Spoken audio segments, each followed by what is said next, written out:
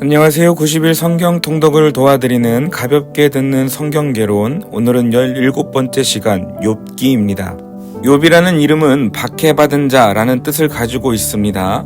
욥기의 내용을 살펴볼 때 집안의 가장이 제사장 역할을 하는 것, 욥이 140세를 훌쩍 넘어 오래 살았던 것, 사회적 단위가 족장 가문인 점, 아브라함과 이스라엘 출애굽 사건, 모세의 율법 등에 대한 언급이 없는 것으로 보아 욥은 아브라함과 동시대이거나 그 이전 시대의 사람일 가능성이 큽니다.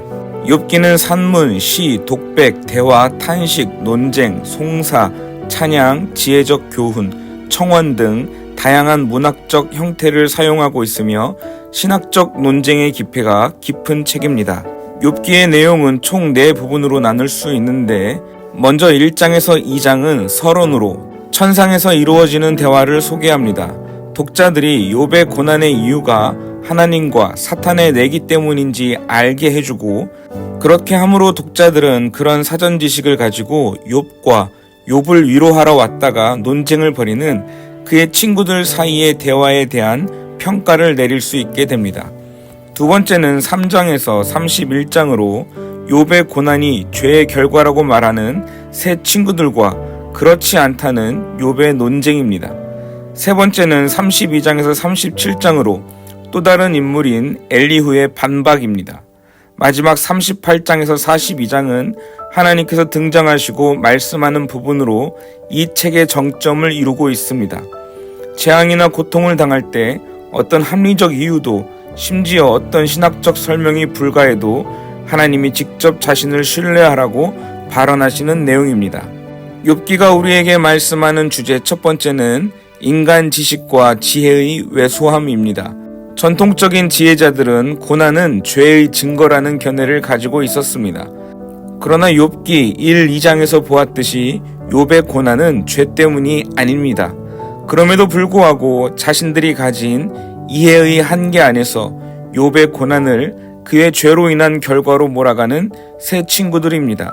그들의 모습은 하나님과 세상의 일을 다 알 수도 이해할 수도 없는 사람의 연약함을 보여주고 있습니다.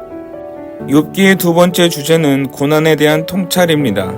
하나님은 때로 자기 자녀들에게 어떤 목적을 가지고 고난을 허락하십니다. 죄 때문에 징벌의 목적으로, 강건하게 하실 목적으로, 위로와 은혜를 베푸실 기회를 주시려고, 지상의 인간들이 도무지 이해할 수 없는 거룩한 목적으로 인한 성도의 고난이 있습니다. 하나님의 백성도 고난을 당하고 의인에게도 나쁜 일이 일어나기 때문에 개인의 환경이나 성공 여부로 그 사람의 영성을 판단하지 말아야 합니다. 욥기의 세 번째 주제는 하나님은 어떤 분이신가 하는 것입니다. 욥기의 마지막에 하나님께서는 왜 무고한 자가 고통을 당하는지 전혀 설명하지 않습니다. 다만 창조주의 능력과 목적을 알려주시고 모든 일을 다 이해할 수 없는 인간의 한계를 보여주시며 하나님의 위대하심을 말씀합니다. 그렇게 모든 일이 하나님의 손에 있으며 그분의 선하신 뜻을 따라 이루어지는 것임을 알려주시는 하나님입니다. 마지막으로 욥기가 주는 교훈을 살펴보겠습니다. 모든 일은 하나님의 선하신 의도에 따라 일어나는 일이므로 성도는 고난 중일지라도 하나님을 포기하지 말아야 합니다.